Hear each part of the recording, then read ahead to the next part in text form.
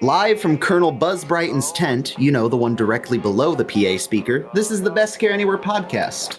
I'm Anthony, as always, joined by a man who can identify his home by the amount of milk stored within it, Jesky.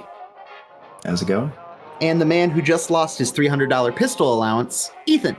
Listen, if you're gonna have me try on a pistol shooting range while blind drunk, you can't blame me for the deaths of the extras. Oh.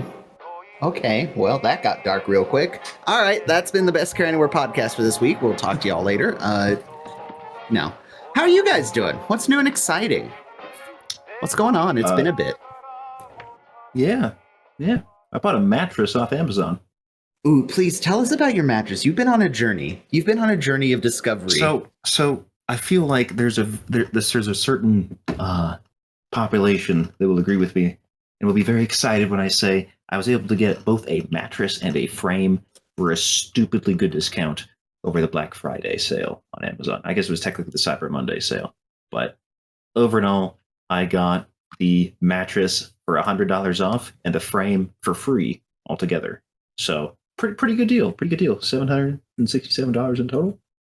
Yeah.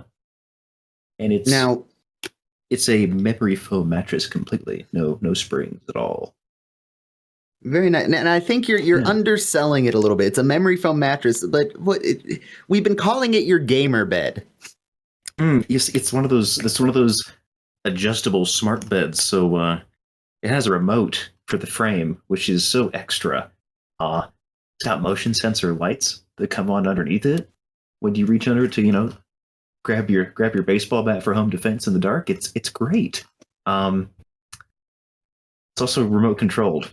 So yeah, it's like a hospital bed, but for me. Any time you talk about your automated bed, I'm just picturing the like dumb bed contraption from Wallace and Gromit, the one that like drops him through the floor and puts his pants on and shit. I don't know why. I mean, just like that's not a terrible description of what it can do. Wilson, what have you been up to? I have done nothing but study my ass off for college finals. Fun. As you two know, well and good, but our listeners may be surprised to know that I am in the process of getting an edumacation. An edumacation? In Kansas, which, is worth something, I'm sure. Yeah, some might call an education in Kansas an oxymoron. Me, I'd tell them I don't know what that word means. God damn it. Anyway, do we have anything we got to follow up on? It's been, fun fact, we're recording this. It's been a minute. We're recording this 30 hours before I have to have it live because reasons. Yeah. We've had a little bit of feedback on the previous episode, which was Tuttle, for those who do not recall, because it's been a bit. Chad Smith mentioned that the Tuttle scheme that I thought of doing at Scout Camp would have worked so better if instead of inventing a staff member, and I can't believe I didn't think of this, you invent a scout. Oh, God. Yeah, the scout could be like, anybody. Yeah. Like you could say like he's the most like baller, crazy, fun to be around, wild, like first or second year scout, and just be like, oh, you just missed him. He went over for mile swim practice. Oh, he had like, God damn it. Why didn't I think of that? Yeah. Because it would have only taken like 2 or 3 people in on it to make it work.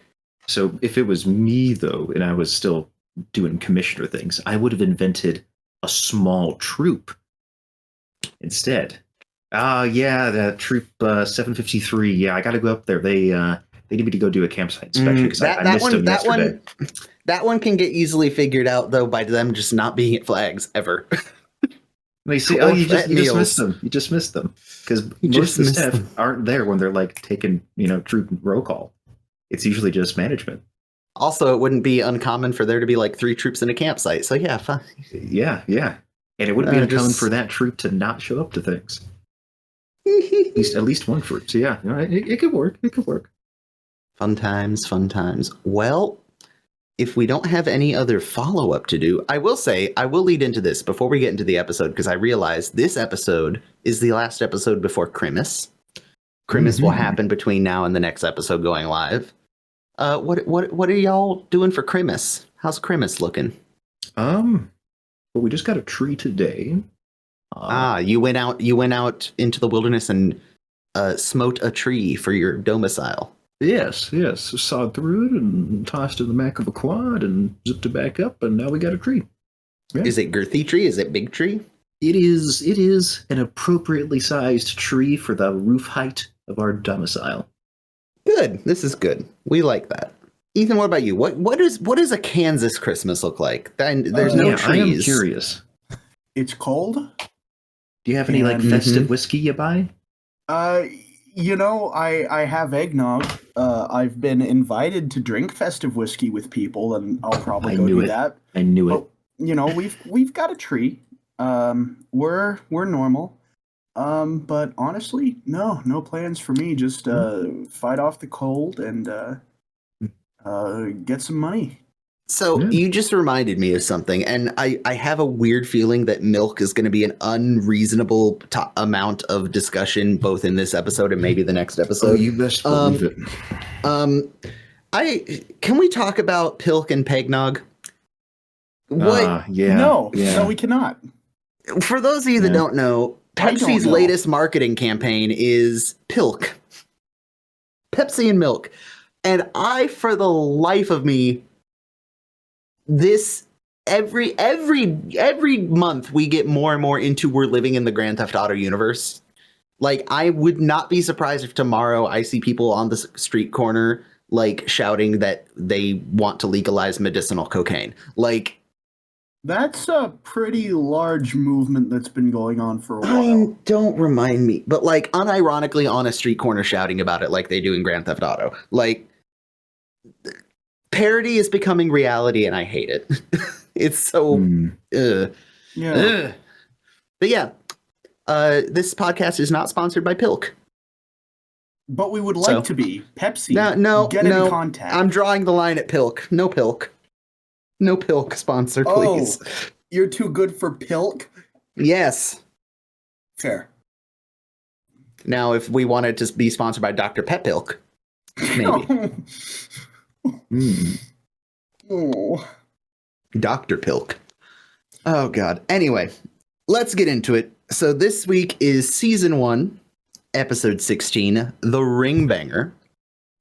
This episode was written by Jerry Mayer, directed by Jackie Cooper, and they got some interesting little factoids about them. The writer, Jerry Mayer, his biggest credit is actually the TV series The Facts of Life that ran from 1979 to 1988. He wrote for 201 episodes of that show.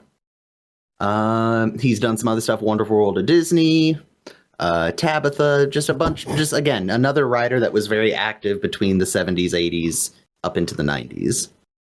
And then the director, Jackie Cooper, this is his first of 13 MASH episodes. Season 2 is a majority his episodes that he will be directing, so that'll be interesting.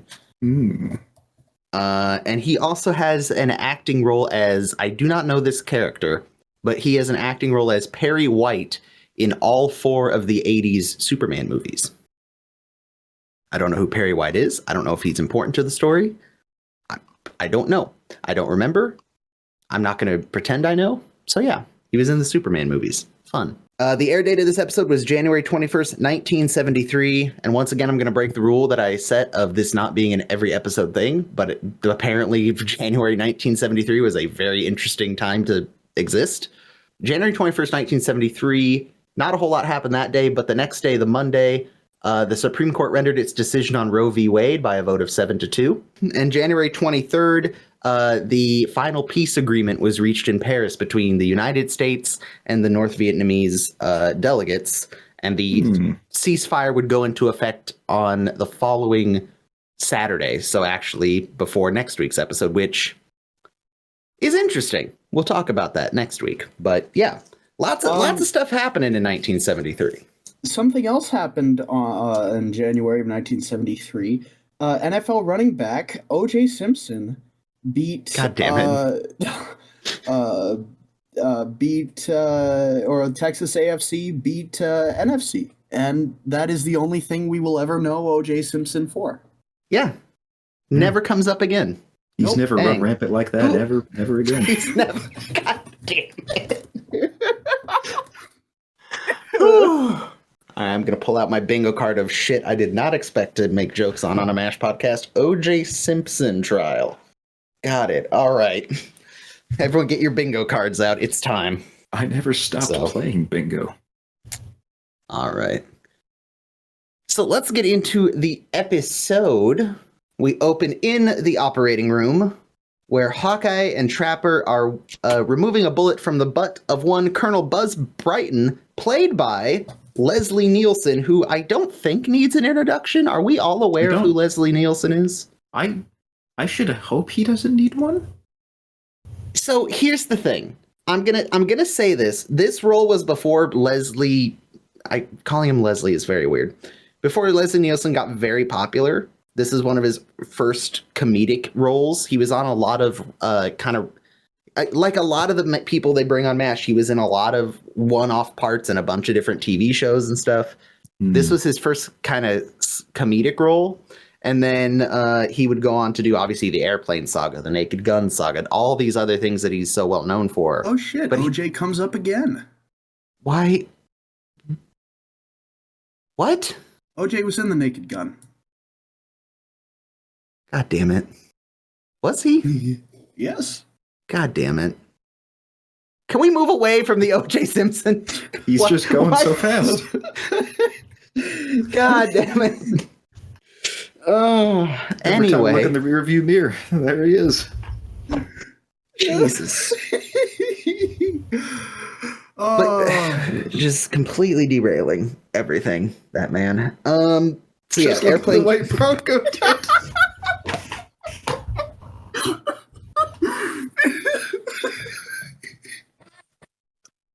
I'm so sorry. We are never recording this past 8 p.m. again. It's midnight where I am. Yeah, that's. Anyway.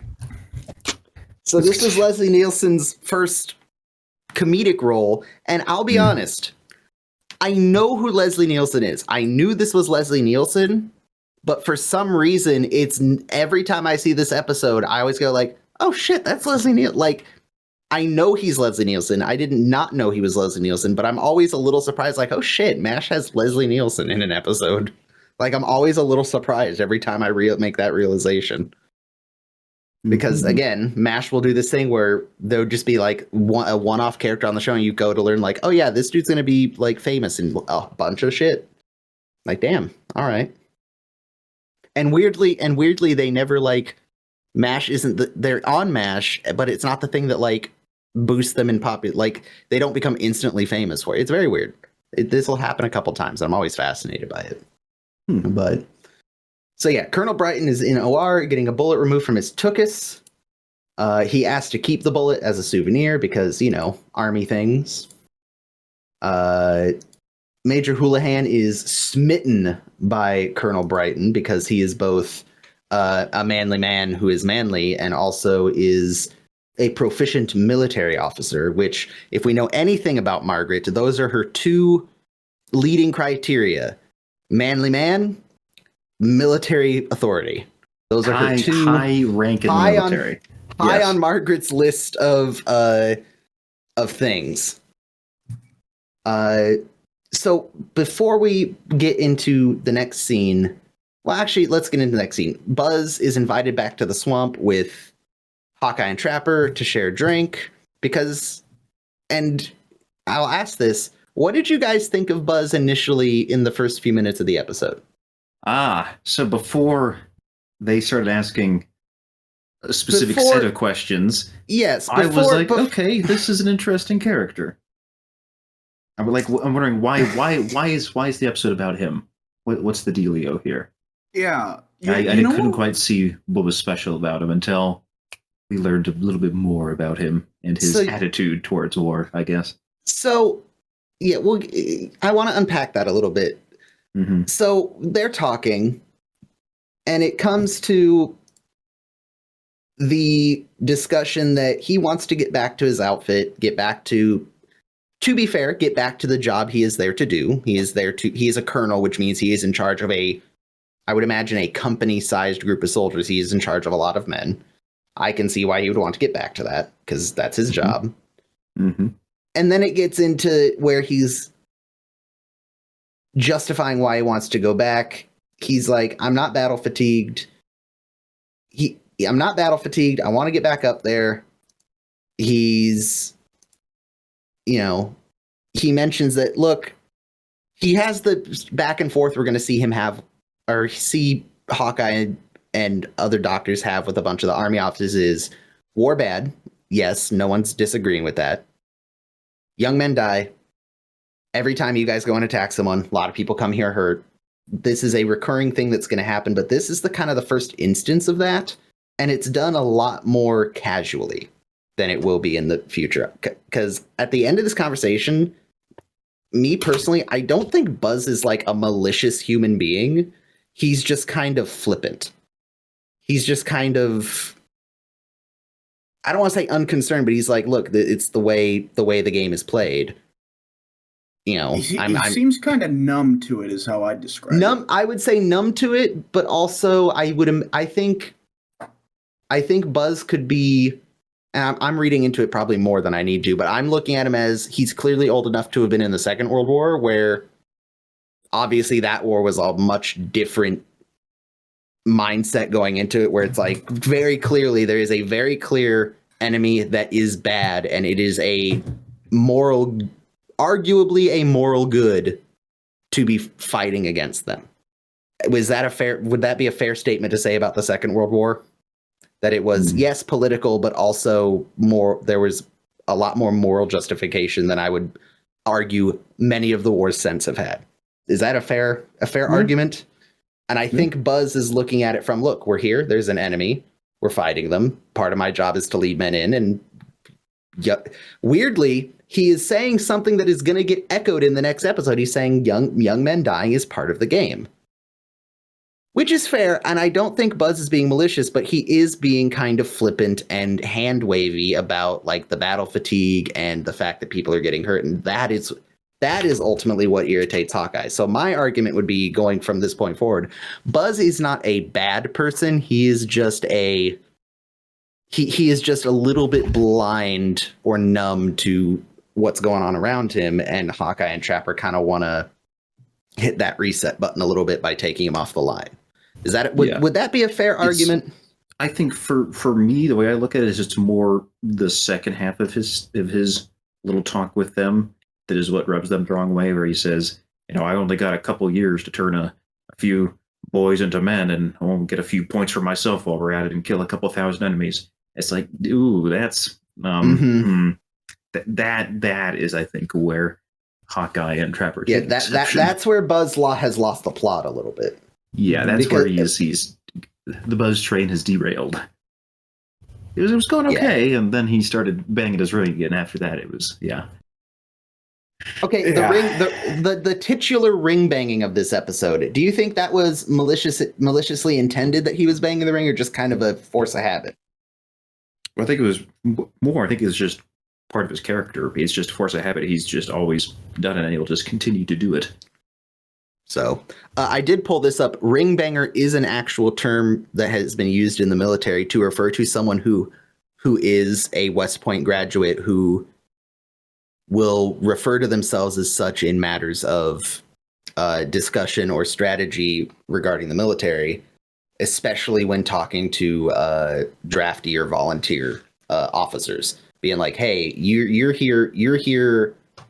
here as a fill-in. This is my full-time job." Bangs ring on counter. So the ring is a West Point thing? Yeah, it's a West Point. Yeah. Okay.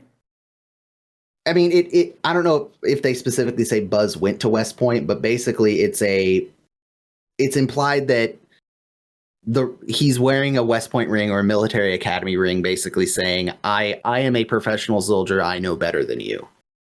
Drafty army doctor person. So I didn't know the ring was like a part of it. They mentioned West Point when, Radar and them are going through his file, but then he was from, it's a West Point, right? So yeah, the term Ringbanger is referring to someone a very authoritative officer or general who uses their West Point status to be like, I know better than thee. Which, to be fair, a West Point graduation is not something to be scoffed at. Many of the great generals of our history are West Point graduates, including one of my favorite little fun facts. Basically, all the generals of the Army in the Civil War, were in West Point graduate classes with each other. So, they knew each other. Basically, all the generals in the Civil War were college frat bros with each other, which is weird, but I love it. Explains a lot. It's kind of weird to think about. Yeah. But so yeah, Buzz is like, look, I just want to get well, get back. And to be fair, the man is physically fit. He could leave the next day. But, this wouldn't be matched without some shenanigans. So Hawkeye and Trapper are attempting to think of a way to not... And again, this is a very tame version of this episode. We are going to meet much worse Army officers, and the doctors are going to go to much greater lengths going forward to impede those much worse officers. But they want to kind of slow Buzz down a little bit, take him off the line for a bit, have him cool his jets, and in the meantime, hopefully keep his unit from incurring more casualties than they need to. So obviously, if they're pulling a scam, cue Radar, who pulls Colonel Brighton's file, and as we alluded to, all his physicals has been perfect, and the only thing he has broken is the all-time record for never being on sick call, to which Trapper responds, that's disgusting. Which, yeah. Public service announcement from the Best Care Anywhere podcast. Take sick days. You're entitled to sick days. If you don't feel good, don't go to work. Break that cycle. Invest in some you time. So yeah, so they decide that the best way to deal with Buzz is to sprinkle in a little homemade, as they call it, homemade battle fatigue. AKA, let's do some psychological warfare on Leslie Neilson, which, yes, please. I'm ready for this. This is going to be fun. So as that plan is hatching, cue Frank, which... Frank, I love how we haven't seen him this whole episode except for a moment in the operating room. And the first thing we see him doing is just being whiny. For multiple reasons, it just makes my heart swell when the first thing we see Frank doing is just being an ass. It's beautiful. Yeah, he's true to himself above all else. So he's bugging Henry, who has nicked himself shaving, and we learn a little more about Henry is that he can, quote, paint a barn with someone else's blood, but can't stand to see his own. I love that line so much. Oh, I don't know why. It's such a visceral description of his... I'm sure there's a term for it, and I could have Googled it, but the fear of seeing your own blood. I'm sure it's some very long and painful thing to say. Phlebota, I don't know. I know phlebotomy has something to do with blood. I'm sure it's in there. The phlebotomist. Yes. Yeah, hemophobia. Okay, that makes sense because hemophilia is a thing where if you bleed too easily. So yeah, that makes sense. So hemophobia, very cool. We're learning things today. Remember, kids, sphygmomanometer. That's completely different thing. So he's bugging Henry, Frank is, about Colonel Brighton hanging around too long. And I'm sure Frank's motivation is twofold. One, he's a drinking buddy of Hawkeye and Trapper. And two, I'm sure Frank didn't notice at all that Margaret could not remove her eyeballs from Colonel Brighton's physique, shall we say. She could not. I love how Frank describes their previous night's activities as, quote, they filled a bucket with gin and went bobbing for olives. That's just a normal Tuesday night. I'm sorry, that sounds disgusting. Well, you don't get it. I love that Leslie, hang on, not Leslie Neilson, Leslie the nurse, comes in to confirm with Henry the quote requisition forms for what she needs to get in Tokyo. To which Henry replies that he would like her to make sure that the sardines are boneless and the peanut butter is chunky, or to simplify, smooth fish, chunky nuts. Not chunky fish and smooth nuts. No. Their departure is made awkward by Frank's consistent presence of just standing there menacingly.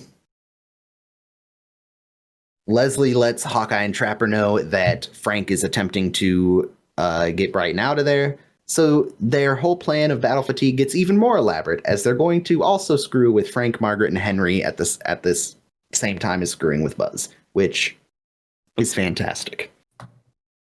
Henry gives Frank permission to examine Brighton himself, which leads Hawkeye and Trapper to resort to interesting means to keep Frank away from Brighton, or rather, Brighton away from Frank. Interesting. We have a scene transition, which includes one of my favorite PA announcements of the series. Will the owner of a red pickup truck, license plate, whatever the license, Illinois, Illinois license plate, LU 6751. Please fly back home and remove it from in front of the Y. I love it. I love it so much. I yearn for the days when you could just roll into any town and get a room at the Y and then leave. And I was robbed of a Rambler's lifestyle that I crave. Okay. I mean, you stayed in a New York hostel. Isn't that good enough for you? No. I stand 6'4", and this bunk was this entire room was 3 by 6 foot. But you got drunk with 2 random French dudes. That's true. For French dudes, if you're out there somewhere and I know you're not, just drop me a line. I miss you guys. You were fun. Did you tell them how to contact you? No. Then how do you... Never mind. All right. Don't read it to him. So Hawkeye and Trapper roll up on Colonel Brighton. He's doing vigorous push-ups, as he is to do, in his tent. He once again explains that he wants to get out of there and that he's feeling good. Hawkeye and Trapper say that feeling good is the early symptoms of something worse, which is hilarious. They then explain that he needs to lay low. He needs to stay off the leg because the wound can trigger, more psychological stuff. To which Colonel Brighton complains and says that he would like the opinion of another doctor. To which they say that Henry is a drunk and that Major Burns is let's just say, he got caught at a morning reveille in high heels. He is how do we say, gay. Which, this is not the first time they've used like the gay panic angle to trick an officer. Mm-hmm. And someone mentioned it in one of the Twitter comments we'll read later, that it's a little off-putting that they go to the, the kind of the gay scare tactic again. But the way this, because they did this back in Bananas, Crackers, and Nuts, when they were trying to make Hawkeye look crazy back in the 50s. One of the things that was considered a mental illness was being homosexual. So Hawkeye played that angle to, oh my God, hang on, stop, pause, full stop. Stuart Margolin. I knew there was something I missed in follow-up. The actor Stuart Margolin, who played the psychiatrist who is Margaret's friend, who came and examined Hawkeye, he just passed away this past week. I knew there was something I was forgetting in follow-up. I forgot to write it down in my notes. I'm glad I remembered that. So yeah, Stuart Margolin passed away. I just recalled that when I said his name. Bummer. Big bummer. Anyway. Sorry for just veering off on that tangent. So yeah, they use the gay panic scare and say, yeah, Frank's, and Colonel Brighton's going to say it, and they step in and say, but he's a very fine doctor. Basically saying, like, everyone knows, but it's hush hush because he's a surgeon. We need him here. So I don't have a problem with Hawkeye and Trapper pulling this angle because, again, in that time period that the show's set in, it may not be right to do, but for someone like Buzz Brighton, who they're trying to bluff and guile, it's an effective tactic. So I don't think the show was kind of like going all the way back to the desk one, the one I can never remember the name of the episode with Charlie Lee. Oh my God, yes. To market. To market. Yeah, I almost want to call it Black Market, but that's not the name. Going back to market. It's kind of like, yes, Charlie Lee was doing the super thick Asian accent because the show wasn't making him do that accent because he was Asian. The character was doing that accent to screw with Henry. I kind of look at the gay panic thing in the same way, even though it's kind of by today's standards. I don't see it as like they're maliciously pulling that card. Does that make sense? Yeah. Like for the story, it makes sense. But so yeah, Colonel Brighton is not thrilled that he's still there, but he kind of has no choice because he can't go to Henry because he's a drunk and a boozer and all that. And Frank is homosexual and he is not comfortable with that either. Which leads right into the next scene of Frank walking into the swamp while Brighton is enjoying a martini and requesting to examine him. Which I love Leslie Neilson. This might be the best. It's not. All the scenes with Leslie Neilson being uncomfortable in this episode are great, but I love this back and forth between Leslie Neilson and Larry Linville. I think it's wonderful. What do you guys think? What are your guys' feelings I on? love the slowly increasing look of panic he has. As he realizes, oh no, those two idiots from before are right. And I love how inadvertently Frank stumbles into like tripping all the alarm bells. Like he sees the high heels and he says, "Oh, it must have been left here." Degenerates. He calls them degenerates because they sleep around with multiple women, but but Buzz takes it as, "Oh, sleeping with women is degenerate, is it?" I just love how Frank just walks face first into saying all the wrong crap.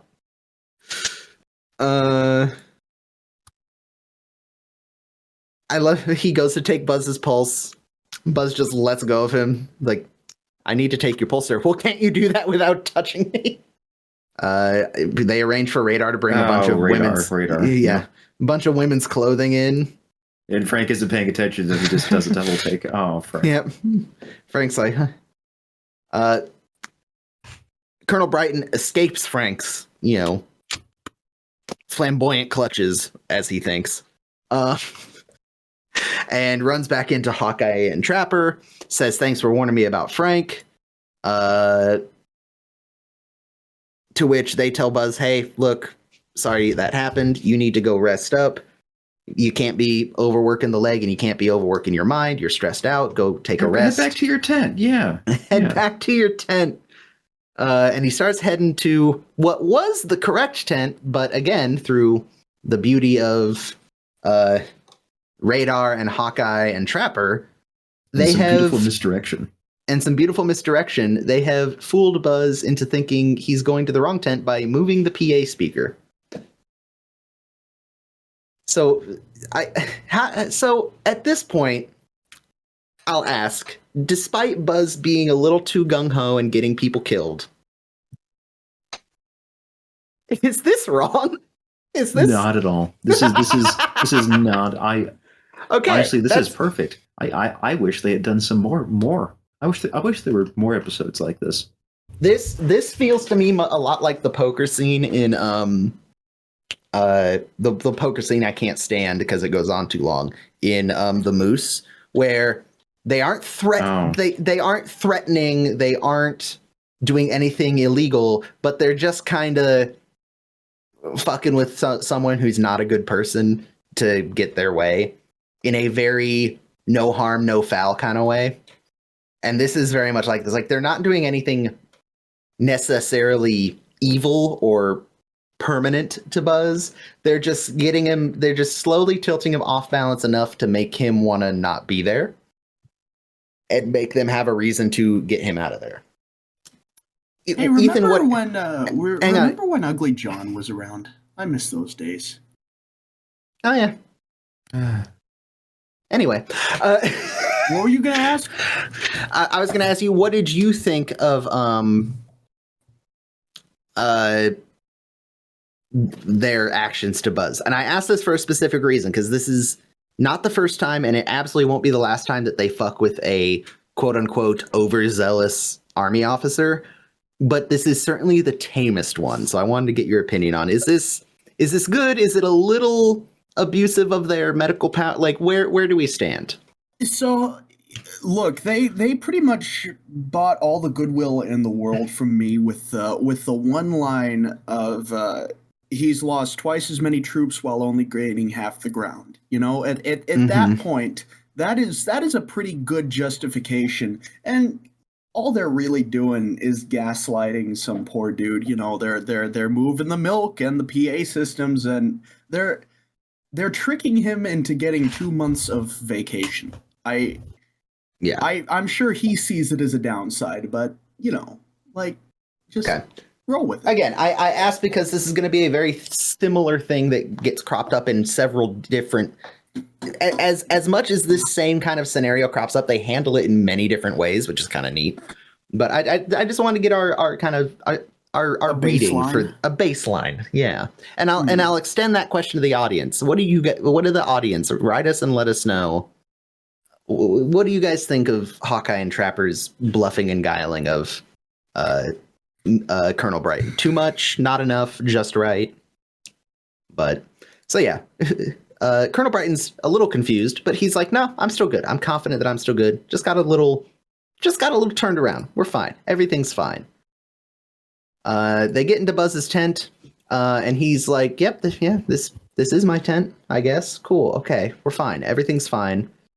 I love that the milk is a good addition. Drink the milk that you complained about. What milk? I didn't order any milk. Radar sets milk on table. That milk. Oh. Well. Yes. Wait, well, hold on a sec. While we're on the milk scene, I think it's time we had ourselves a good old-fashioned Best Care Anywhere podcast robe rating. Robe rating. I mean, it's the standard issue red robe that they give out to patients. Yes. But look at the character it's on. It is very well a good point. Fitted to him. Oh, I don't think I've told the podcast. I got my Hawkeye robe, my beautiful maroon. I said it in like the first or second episode that I wanted Hawkeye's robe. I now have a robe equivalent to Hawkeye's, and I'm very happy with it. I also have the kind of like straw hat with the black band that he wears also, and I have many pairs of scout pants and black combat boots. My Hawkeye cosplay is coming along, is what I'm trying to say. Coming along nicely. It's coming along nicely. It is my guess that half of our listening audience does not know what cosplay means. I think that's mean. I think that's a little presumptive. I'm a very presumptuous person. I think that the few that may not know can probably figure it out. I just named parts of a costume of a character. I think they can. I think our audience is smarter than that. I have faith. I have faith in our audience. So Buzz is a little confused drinking his milk. He's like, okay, everything's fine. Everything's fine. And Leslie Neilson does characters like this very well. The very intelligent but very goofy characters. I love because he's clearly an intelligent military man, but he's also clearly slowly losing his mind, and I love it. We get Margaret. Yay, bless. Margaret Houlihan is here, and she is upset, which, yeah, nothing new there. She's upset because, according to all the paperwork, Buzz is completely physically fit, and he needs to get discharged and move on. Why are we keeping him here? To which Hawkeye replies, do you want me to put in his medical record what's really wrong with him and ruin this man's whole career? To which Margaret asks, what are you talking about? And Hawkeye looks directly at Trapper and goes, what am I talking about? Trapper, confused. What am I talking about? That was a good bit. Yeah. I love, like, dude, help me. Trapper, to be fair, catches on very quickly, mentions that it's triggering a bigger problem, that Buzz has lost all confidence in himself, as both a military officer and as a man, which shocks Margaret and stuns her to her core, because Margaret is there to do her patriotic duty as an American, as a military woman, and as a nurse. And by God, if Colonel Buzz Brighton has lost the spunk to lead troops into battle, then by God, patron saint of nursing Margaret Houlihan will be there to raise him up from his pit of despair. You guys can stop me at any time, by the way. No, please keep going. Please keep going. I'm actually gonna fly all the way back there, and when your back is turned, go into the editing software and put the Star Spangled Banner over that entire speech. So Margaret is moved by Colonel Brighton's affliction that he apparently has now, and thanks Hawkeye and Trapper for informing her of this, and she has now a lot to think about and how she's going to react to that. And I love Hawkeye's face as she's walking away, like, oh well, this will be interesting. Oh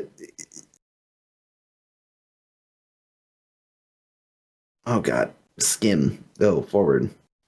There we go.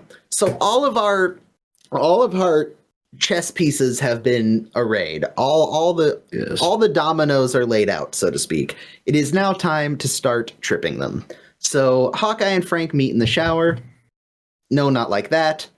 To which Hawkeye comments to Frank, hey, I know you got a date with Major Houlihan tonight, so we'll wrap up the poker game before you get back so you can get to sleep. Frank, confused, obviously says, I'm not going out with Margaret tonight. I have no plans. Oh, well, but Margaret was getting all gussied up, to which, again, immediately triggers Frank's insecurity of, obviously, she must be going to see Colonel Brighton. Why? What else would she be doing? What else would she? Yeah. Who else is new? I love that Hawkeye's summary of what Frank and Margaret's night out would be tiptoeing through the minefields, which, that's beautiful.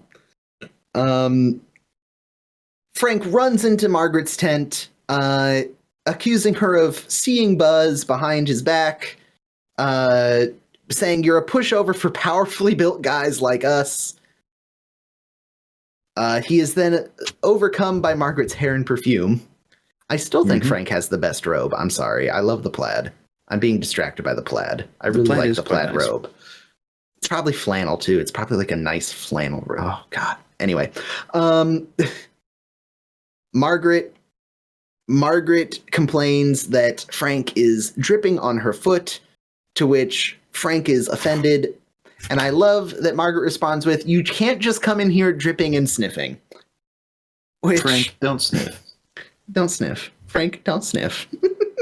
God, they're so weird and I love them. Buzz means nothing to me. They then go in for passionate necking, as they are to do. We jump back to Trapper, Hawkeye, and Buzz. They are explaining to him that we're going to let you go, but the last person that needs to see you is Major Houlihan, because she's the head nurse. She needs to sign off on your release. She'll be by later. I love this, completely, nonsensical, fake, jock talk that happens. She'll melt your helmet lining. She's passionate. You call her Hot Lips, not just because she's left-handed, and somehow that makes sense to Buzz. What the fuck does that even mean? We call her Hot Lips, and then not just because she's left-handed. What? Does that make sense to anyone? It makes sense to me. You're an idiot. I don't get it. I think they just said some nonsensical crap, and Buzz is just like, oh, yeah. Also, side note, the thing Buzz does where he like reaches forward and slaps Hawkeye in like the abdomen, I fucking hate when people do that. Oh God, immediate anger whenever someone does that. I'm sorry, I just saw him do it again, and I'm like immediately feel Hawkeye's emotion in that moment. Look in Alan Alda's eyes when he does that. You can see there are two things that people do like that will immediately trigger my fight or flight, mostly fight. It's the unexpected, like, backhand to the abdomen that, like, you know, coaches and, like, dude bros do. The other one is when people will sneak up behind you and push their fingers into the spot right above your hips on your sides. Have you ever had someone do that, like, sneak up on you and, like, boop? Oh, yeah. Like, right into your side. Dude, I almost punched a friend of my dad's.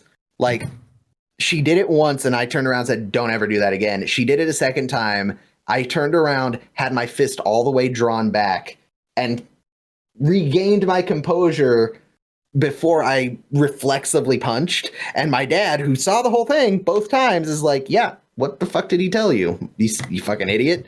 Like, don't do that. Yeah, I hate that shit. I hate it so much. Don't, like, even people who will like come up and do like any time I don't see your physical contact with me coming, I hate that. I do not like that shit. Like, my hair is standing up on my neck just thinking about that shit. Ugh, I hate it. Rant over. Moving on. Anyway.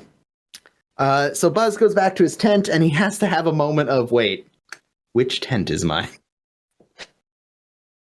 He then finds out it's the one under the PA speaker, and he's all good. He's all fine. And then we come to Henry, and now... Oh, Henry. Oh, Henry. Oh, God, no. I love Radar throughout this entire scene, by the way. He's just doing, there's so many little things he's doing in the background that you can catch if you're paying attention.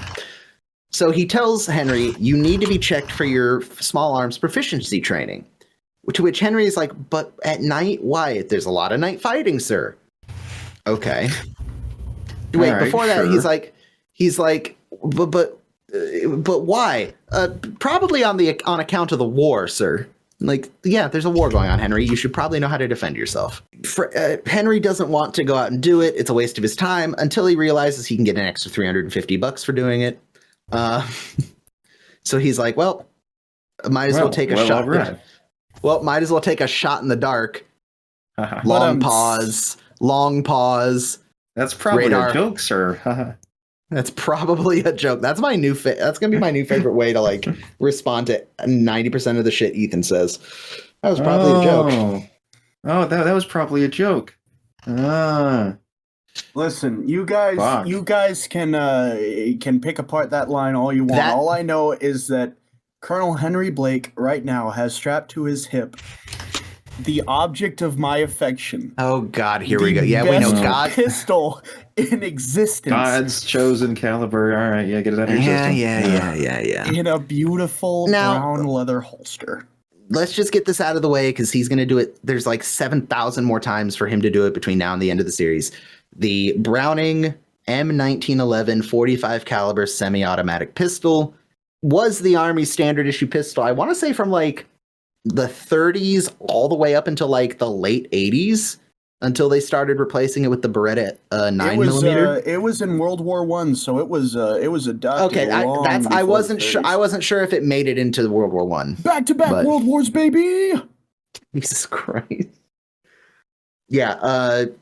For those of you that don't know, I don't think this is going to surprise anyone. We're gun people, and when I say gun people, I mean like we all have owned and fired firearms safely in appropriate settings and don't do dumb shit with them. So yeah, we are not the carry AR-15s in the Walmart because, quote, the law says I can, so I do. No, that's fucking stupid.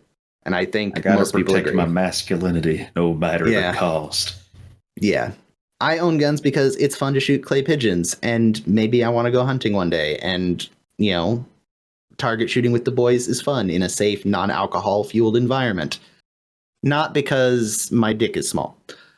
So yeah. Wait, you're saying you don't take shots out of the barrel of your AR-15? What? No, I don't take shots out of my don't AR-15. Party with the boys? I am all for responsible, mature, not acting like a bunch of dumb dude bros with tattoos and tactical gear, gun ownership, and shooting. There's your PSA for the day. I would never pour any kind of decent liquor into or on any of my firearms. What are you talking about? No. Hang on, back up, rewind. No. What are you talking about? You took this into a weird direction. Why are you talking about liquor inside firearms? What have I missed? Nothing. Carry on. I know that Aviator gin mixes well in the barrel of my 1911. Can you stop? No, Probably not. Stop. No. On that note, the Colt 1911 is fucking iconic. It's a wonderful handgun. I've had the opportunity to fire one when I did my NRA pistol instructor training, which I never needed because I never taught anyone to shoot a pistol. I just needed it for a job. But yeah. The 1911 is fantastic, but you'll notice Hawkeye comes in with a bottle of scotch, offers some to Henry, obviously because they want to get him drunk. Margaret, meanwhile, is going over to see Colonel Brighton, and Colonel Brighton is stun-locked by Margaret. That's the best way I can describe it. He is just the official tournament term for that. He has been stun-locked. Just Margaret used approach, and he has been stuck. Colonel Brighton, I'm Margaret Houlihan. I'm not here tonight as a major or as a nurse, but as a woman. Oh. Like, oh. He's like, oh boy. And I don't see you as an officer, but as a man. I see you not only as a warrior, but as a man. And he's like, oh, thank you. Oh, thank you. She's trying to lay the moves on him. He's like, no, I'm good. I'm fine. Everything's fine. I just want to sit here, read my book, recuperate, drink my milk. It's fine. Everything's fine. It's fine. You're confused. Drink my milk. Yep, I drink milk. Yep. Because he thinks that Margaret is Henry the drunk's girl and does not want to rock that boat because obviously not. Going back to Henry's office, Henry is completely smashed. Henry is, as we refer to the state, sloshed. Yes. My boy is gone. Frank attempts to go see Colonel Brighton, to which both Margaret and Colonel Brighton say he can't keep his hands off of me, which is great. And they both tell each other to not say they're here, which I don't think is going to work very long. Probably not going to work, yeah. Pan back to Henry. And to be fair, I will give them credit. Radar is being very intelligent in this moment. He is ensuring that the firearm is clear and safe because he's about to hand it to a very drunk Henry. I don't think dry firing it was necessary. That seems, don't squeeze the trigger of a firearm unless you are intending to point it at a safe target and shoot. You shouldn't be doing that. But I give Radar's gun safety I'll give it an 8 out of 10. He cleared it. No magazine in it. He's ensuring that, for the purposes of their shenanigans, the firearm is as safe as it can be. So 8 out of 10 for Radar. I'll give the whole scenario a 4 out of 10 because Henry Doobie just pointing a gun at random people. The most danger is to Henry's thumb and him pinching it or him dropping down his foot. That's about as dangerous as it's going to get. Hi. But still. Former yes. NRA gun safety instructor Anthony here with the official Best Care Anywhere podcast position of follow the 3 rules of gun safety if you ever handle a firearm. Keep your finger off the trigger until ready to shoot. Keep the gun unloaded until ready to use. And never, ever point a firearm at anything you do not intend to destroy. This has been your gun safety public service announcement from the Best Care Anywhere podcast. He has pointed it at least 3 people on screen, but he does have excellent trigger discipline in this scene. And also, don't move, Korea, this is a stick-up is absolutely a line I'm going to be using in my day-to-day life. Yes. Frank breaks into Colonel Brighton's tent, is angry at Margaret, who... Can we take a moment to appreciate Margaret's sweater for just a hot second? God damn. I've been appreciating it an awful lot. Yep. Frank gets physical with Colonel Brighton, which goes just about as well as you'd expect. Colonel Brighton has him in a wrist lock hold, to which Frank is not having a good time. And Frank, I love, if you watch the scene, Frank is just there for like a solid minute. Just, ow. Just in the bottom, just ow. Henry busts in drunk. To which Colonel Brighton says, "I'm sorry, Colonel. I didn't know he was your girl. I mean, she was your girl." Buzz is just starting to like lose connections to synapses. He's still holding on to Frank. Yep, still holding on to Frank. Oh, he just lets go of him. Nope. Get your hands off me. And so hang on. There's a line that goes by so quickly that you don't hear it because everyone's yelling.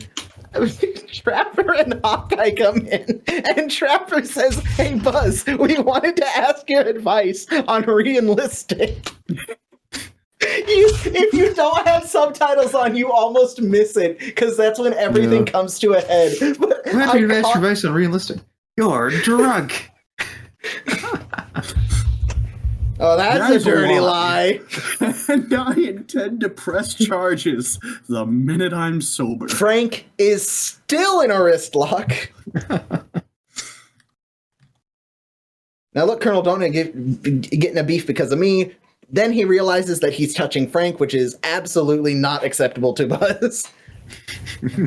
To which, this is where Leslie Neilson turns on the full Leslie Neilson. "Keep your hands off me, no examinations. I know where I am, and that is here, because this is my tent, and that is my milk. I love, like, all the little dominoes they've set up are, like, finally hitting. Yeah, and it's great. Please be looking for the Best Care Anywhere podcast merch store for the This is my Rave milk t-shirt. This is my tent because that is my milk. Oh, God. You need to stop promising merch items that we don't have. These are just ideas for when we do have one. Yeah, exactly. There we go. They trick Henry into drawing his gun and turning to Colonel Brighton. Hawkeye steps in and says he's half out of his mind with battle fatigue, don't shoot. To which Brighton, not wanting to be shot by drunk Henry, says, yep, battle fatigue. Get me the hell out of here. He gets taken away, and I love that Henry goes to sign the documents with this is one of my favorite with the pistol. This is easily top 3. One of my favorite screen grabs of any character in the show is Henry trying to sign a piece of paper with the barrel of his gun. I don't know why, but that image is fucking amazing. He does it so seamlessly. Look at that twirl. Yep, he just twirls it over, and very smooth. Like, I don't know why. I'm just impressed at that. The framing of that shot of all of them watching him try to sign his name with a 1911 is hilarious to me. But they say they're sending Brighton back to the States to cool off for a couple months. Again, they didn't do anything permanent. He'll probably be back in Korea in 3 months. They just pulled him out of the war for just a little bit. Henry unfortunately missed out on his pistol allowance, which is a bummer. Oh well, moving on. And Colonel Brighton is no more. We get our little bumper scene at the end where Frank's upset. Again, no surprise there. Trapper is trying to calm Frank down because they have a surgery to do. And it turns out just to be Hawkeye on a bed, which means they got all that sterile bedding, equipment, gown. Yep, that's like an hour of work for someone that they just, yeah. Oh well. It was funny, I guess. Hee hee. So yeah, that was the Ringbanger. What did we feel about this one? Because this is the not the penultimate episode of the series, but this is our penultimate episode in the climb to what I've been touting as one of the best episodes of the show, not just the first season. So how do we feel about this one? What did we think? I enjoyed it. How can I diss Leslie Neilson appearing as a guest, right? This is another one of those, man, I wish they didn't write one-off insert characters in the first few seasons, because goddamn, Leslie Neilson just fits in this universe. I need more Leslie Neilson in MASH. Unfortunately, like many of the characters we've discussed, we don't get them again, but I'm gonna give this a 4-point Leslie out of 5, and 4-point Leslie out of 5. Move on to Ethan. Ethan, how'd you feel? I felt good. It was a funny episode. I had a few notes. Jared and I were talking the other night about it, and I was kind of telling him. Wait, no, stop! You were discussing MASH without me? Yeah. It's working. Well, good. We were discussing it last Sunday at 7 p.m. Well, yes, but we don't need to talk about that. Yeah, we aren't going to mention that. And I was indisposed. It's okay. You were. I was telling Jared that I thought it would have been really cool, really funny to get Jamie Farr as Klinger back in this episode by convincing everyone that he was the real Major Burns. Oh god. Combined the 2 episodes. Yeah. Okay, Leslie Neilson and Jamie Farr on screen together would also have been wild. They would have had excellent on-screen chemistry, I think. But all in all, funny episode, good hijinks. A cause I can get behind. I'm gonna give it a 4.0. 4.0. Yeah, same here. I think this is one of the good comedic episodes, especially of the first season, but of the show overall. I think Leslie Neilson was fantastic, and they need to bring more comedians, and well, not just comedians, just more of that, more of this, please. This I like more this. It's funny. Unlike Tuttle, and again, I don't dislike Tuttle, but unlike Tuttle, it's not premise run with it. There's a lot more going on in the episode to keep track of, if that makes sense. Like they're very similar shows in there's a scheme going on that they keep building up to, but I feel like the buildup is better and pays off a little funnier with this episode than Tuttle. Does that make sense? I feel like this one was a little more engaging to watch. So I'm going to give it a 4.5. Just because I think I gave Tuttle a 4, and I think this one's just a little bit better. So 4.5 from me. The audience disagrees with us entirely and thinks we're dumb. No, I'm kidding. Well, this lightsaber kills fascists says 4 martinis. A really, really funny episode. This is truly an early episode that with scams being pulled not only on the authority figure of the episode, but also on Frank and Margaret. They are still leading to a bit much on the gay scare humor, but it's a 70s show set in the 50s. This was before Leslie Neilson was a comedy icon. It's nice to see him play the role the way he does. This episode represents some of the best the early seasons could offer.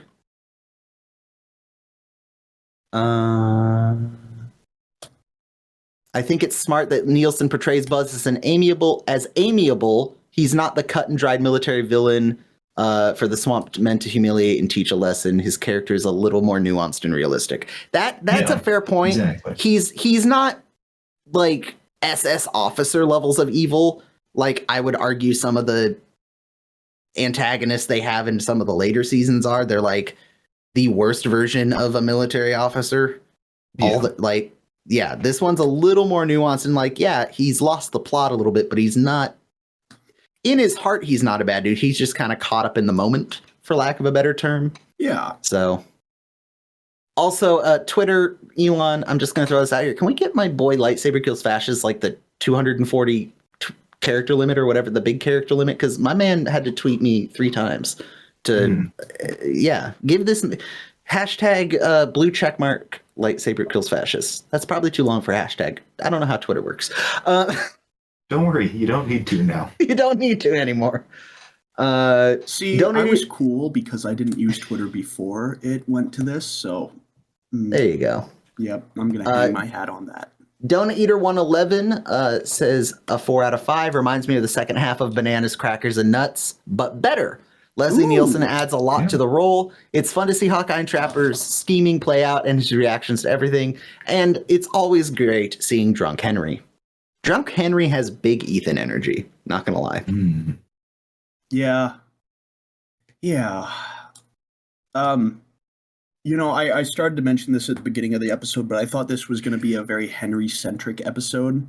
I thought that the Ringbanger, I thought that Leslie Neilson was going to be like Henry's foil, for lack of a better term. Interesting. Let's see. Do we have any others? Chad Smith gave it a 3.8.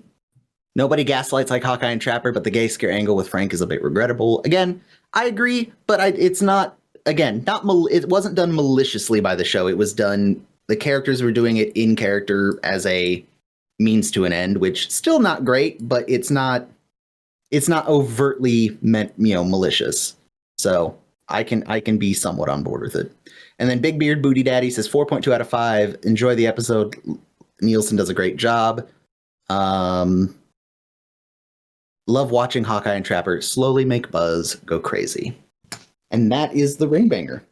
So yeah, good episode. We're a solid 2/3 of the way through the first season. So we're coming to the back end of the first season, and I know I've said this 1,000 times, and I'll say it 1,000 times again. The next episode we do, it'll be coming out right at the first of the year, is on episode 17. Sometimes You Hear the Bullet. If you've seen the show and are familiar with MASH, you know this episode. You know why I'm harping on people to do this.